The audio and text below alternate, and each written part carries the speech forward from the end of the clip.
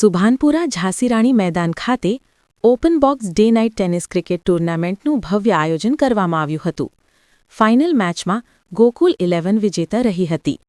વડોદરા શહેરના સુભાનપુરા વિસ્તારમાં આવેલ ઝાંસીરાણી મેદાન ખાતે પૂર્વ કાઉન્સિલર રાજેશ આયરે તથા વોર્ડ નંબર 9ના યુવા કાઉન્સિલર શ્રીરંગ રાજેશ આયરે આયોજિત open box day night tennis cricket ટૂર્નામેન્ટનું 21થી 29 નવેમ્બર દરમિયાન ભવ્ય આયોજન કરવામાં આવ્યું હતું. ટૂર્નામેન્ટ રોજ સાંજે 6થી રાત્રે 10 વાગ્યા સુધી રમાડવામાં આવી હતી, જેમાં વોર્ડ નંબર 9ની વિવિધ સોસાયટીઓમાંથી રચાયેલી કુલ 365 ટીમોએ ઉત્સાહપૂર્વક ભાગ લીધો હતો.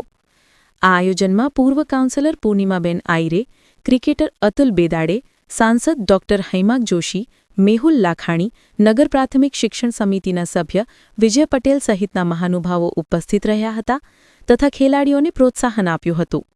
ટૂર્નામેન્ટમાં ભાગ લેનાર તમામ ટીમોને ટી-શર્ટ અને ટેનિસ ક્રિકેટ કિટ નિઃશુલ્ક આપવામાં આવી હતી.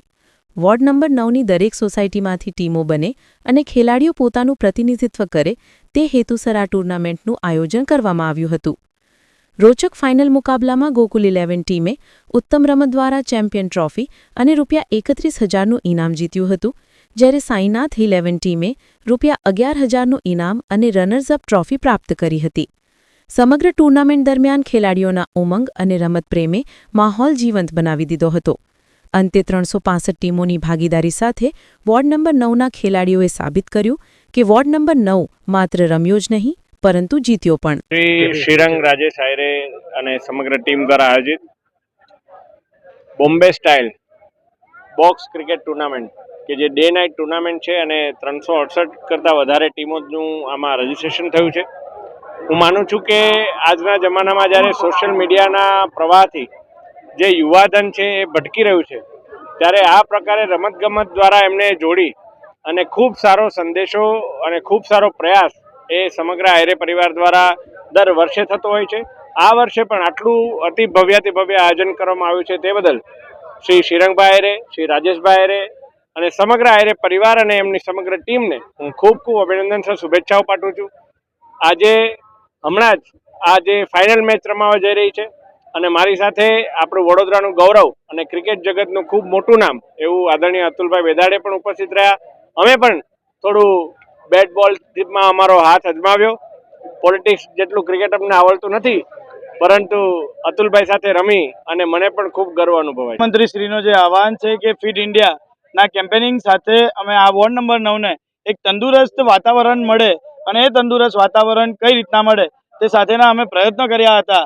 અને આ 21 તારીખે ચાલુ થયેલી open box day night tennis cricket ટુર્નામેન્ટની અંદર અમે તમે જુઓ કે એવી રીતના પ્રયત્ન કર્યો હતો કે લોકો મોબાઈલ ભૂલીને ગ્રાઉન્ડ તરફ પાછા વળે અને આ 9 દિવસ ચાલેલી આ ટુર્નામેન્ટની અંદર આજે જ્યારે ફાઇનલ થઈ છે અને પૂર્ણાહુતિ તરફ અમે આગળ આજે વધ્યા છે, ત્યારે આ ટુર્નામેન્ટની પાછળ રહેલા તમામ એ અમારા મિત્ર મંડળ છે સાઈનાથ એજ્યુકેશન ચેરિટેબલ ટ્રસ્ટનું, તેમનું હું ખૂબ ખૂબ આભાર માનું છું.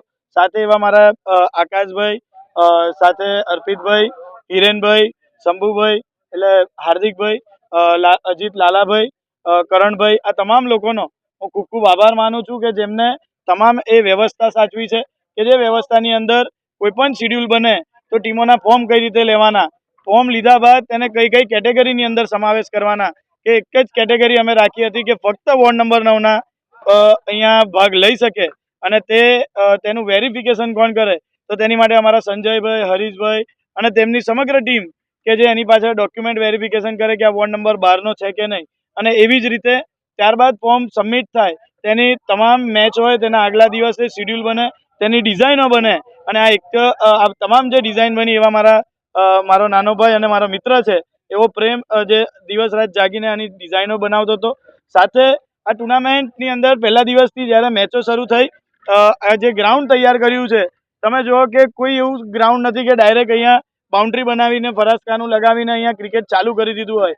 આ ગ્રાઉન્ડને મેન્ટેન કરવા પાછળ અમારી જે રિલાયન્સ જે અત્યારે અને બીસીએના જે ગ્રાઉન્ડ મેન્ટેન કરે છે એવા દુષ્યંતભાઈ અને તેમની ટીમને અહીંયા દિવસ રાત આ ગ્રાઉન્ડની પાછળ મેન્ટેનન્સ કરવા માટે અમે મૂક્યા હતા. તેઓએ સક્સેસફુલી આ પીચ અહીંયા બનાવી છે. સાથે એવી જ રીતે આ ટુર્નામેન્ટની અંદર જેઓએ અમ્પાયરિંગ કરી છે એવા તમામ જે અમ્પાયર્સ છે, અમારા મિત્રો છે, ભાઈઓ છે, તેમનો પણ હું ખૂબ ખૂબ આભાર માનું છું. સાથે ખાસ કરીને જે 365 ટીમોએ જે પાર્ટિસિપેટ કર્યું અને આ ટુર્નામેન્ટને સક્સેસ બનાવવા માટે જેમને 100% અમારી મદદ કરી અને ખાસ કરીને મારા જે સ્પોન્સર્સ છે કે જેમને હંમેશા મારા પર વિશ્વાસ રાખ્યો છે કે ક્યારે પણ એક પોસ્ટરની જાહેરાત જોઈએ તો તરત શ્રીરંગભાઈ અમારા તરફથી છોકરાઓને આ છે તે છે.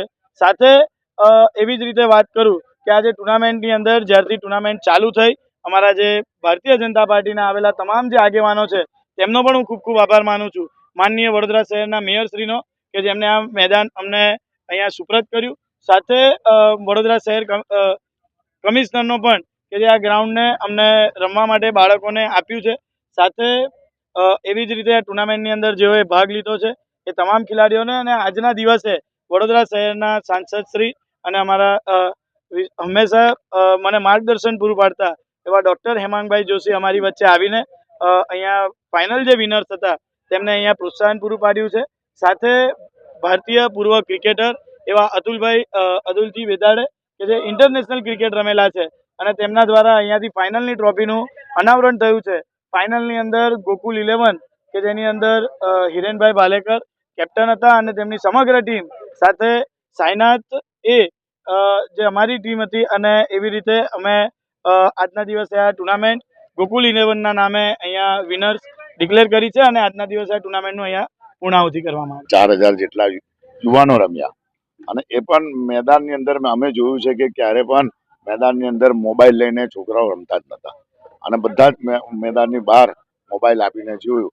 એટલે રમશે ગુજરાત, રમશે જીતશે ગુજરાત, રમશે ઇન્ડિયા, જીતશે ગુજરાત. પણ આ તો વોર્ડ નંબર 9 રમશે અને વોર્ડ નંબર 9 જીતશે.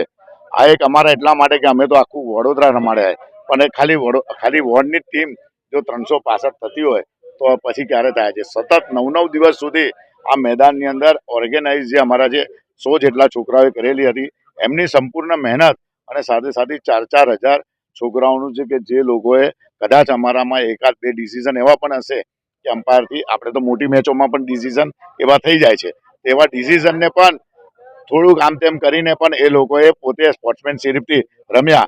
એટલે આજના દિવસે દરેક લોકો રમ્યા છે, દરેક લોકો જીત્યા છે અને આની અંદર એટલા બધા લોકો પાર્ટિસિપેટ થયા છે કે આજના દિવસે હું જે ગોકુલધામ જે અમારી જે ટીમ છે એને હું ખૂબ ખૂબ શુભેચ્છા આપું છું. સાયનાથ એ રનર્સઅપ હતી પણ એની સાથે સાથે બધી જ ટીમો 350 ઉપર જે ટીમો છે સૌ લોકોને વંદન કરું છું. જે લોકો પાર્ટિસિપેટ થયા આ વિસ્તારના સૌ લોકો પોલીસ સ્ટેશનથી માંડી આજુબાજુના વિસ્તારના સૌ લોકોને પણ ખૂબ ખૂબ શુભેચ્છા પાઠવું છું. ફરી એકવાર ગોકુલધામ ટીમ અને 350 જેટલી ટીમ એટલે 4000 દીકરાઓ જે રમ્યા છે સ્પોર્ટ્સમેન સ્પિરિટથી કોઈ પણ વિવાદ વગર હર હંમેશા 5મું વર્ષ છે તો સૌ લોકોને નતમસ્તક વંદન કરું છું.